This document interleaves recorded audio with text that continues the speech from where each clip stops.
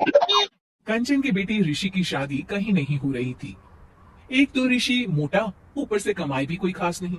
लेकिन कंचन को तो शौक था मॉडर्न बहू लाने का, और उसे एक दिन ऐसी लड़की मिल भी जाती है। हमें तो आपका ऋषि बहुत पसंद है, लेकिन मैं आपको साफ साफ बता देती हूँ, मेरी बेटी के शौक थोड़े से अलग है बहन जी। अरे बहन, हमें सब पसंद है। आपकी प्रियंका जैसी लड़की की तलाश मुझे कब से थी। जींस पहनकर अंग्रेजी में गिटर पिटर बोला करे। अरे बहन जरा सुन तो लो, मेरी बेटी के शौक क्या क्या है। अरे नहीं नहीं बहन, बस लड़की को देख लिया तो सब कुछ देख लिया। आप ना शादी की तैयारी करो, और वो जरा सामान की लिस्ट भी दी है ना मैंने। हाँ बहन जी, सारा सामान शादी से एक दिन पहले ही आपके दरवाजे आ जाएगा। मजा आ गया, मजा आ गया। अब तो बस आप शादी की तैयारी करो। प्रियंका के माता पिता की जाने के बाद कंचन का पति उससे कहता है, अरे भाग्यवान, तुम तो कुछ ज्यादा ही जल्दी दिखा रही थी शादी की। अरे बोलने तो देती, लड़की की माँ क्या बोलना चाह रही थी।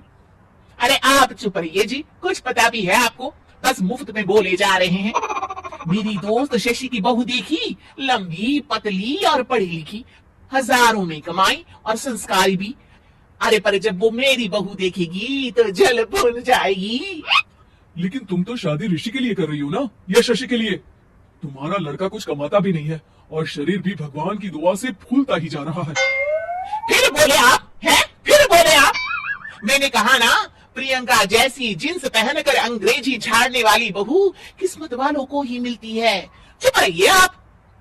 पति के लाख कहने पर भी कंचन ऋषि की शादी प्रियंका से करवा देती है। लेकिन प्रियंका जैसे ही घर में आती है, वैसे ही जोर जोर से चिल्लाकर नाचने लगती है। आज मेरे यार की शादी है, आज मेरे यार की शादी है, अरे नाचो मां नाचो। आज मेरे यार की शादी है। कंचन, उसका पति और ऋषि ये देखकर हैरान रह जाते हैं।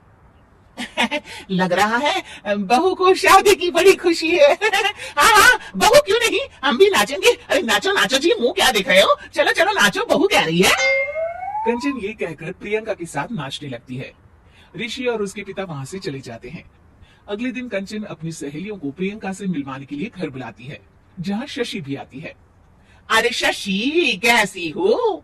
मैं ना तुम्हें प्रियंका से मिलवाती हूँ। अरे सच में बहुत ही एडवांस सोच की लड़की है, कितने मॉडर्न ख्यालात है उसकी, पता है तुम्हें? अरे हाँ कंचन, जरूर। बच्चों की शादी अच्छी ही होनी चाहिए, और वैसे भी तुझे तो शुरू से ही ऊंचे ख्याल की बहू चाहिए थी। तभी कंचन की सहेली कहती है, अरे कंचन बुलाओ ना प्रियंका को, हम भी मिल ले। अरे बहू प्रियंका, जरा बाहर तो आना।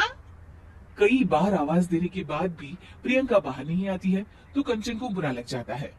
वो उसे लेकर बाहर आती है, लेकिन ये क्या, प्रियंका लड़खड़ाती हुई बाहर आती है और उसके हाथ में शराब की बोतल होती है।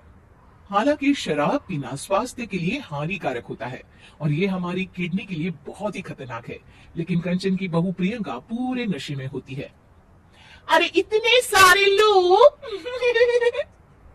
ये कहकर वो शशि के पास जाती है। आंटी जी, पत्ते खेलेंगी, पत्ते। अरे दूर हो, दूर हो, तुम्हारे मुंह से तो शराब की बदबू आ रही है।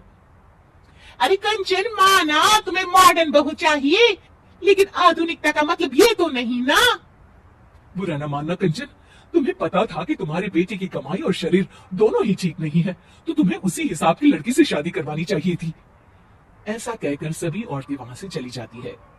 तभी प्रियंका की माँ कंचन के घर आती है। अरे बहन जी, बड़ी चालाक निकली आप तो। बिना बताए अपनी पियक्कड़ बेटी मेरे लायक बेटे के गले में बांध दी। ओए होए, बड़ी आई बिना बताए। उस दिन जब मैं ये बात बता रही थी, तो तुम तो सुनने को भी तैयार नहीं थी। अब भुगतो तुम। ये कहकर वो माँ से वापस चली जाती है। सबके जाने के बाद कंचन अपना सर पकड़ लेती है। हाय रे, आधुनिकता की अंधी दौड़ में मैं अपनी संस्कृति ही भूल बैठी थी। अब तो राम ही बचाए मुझे।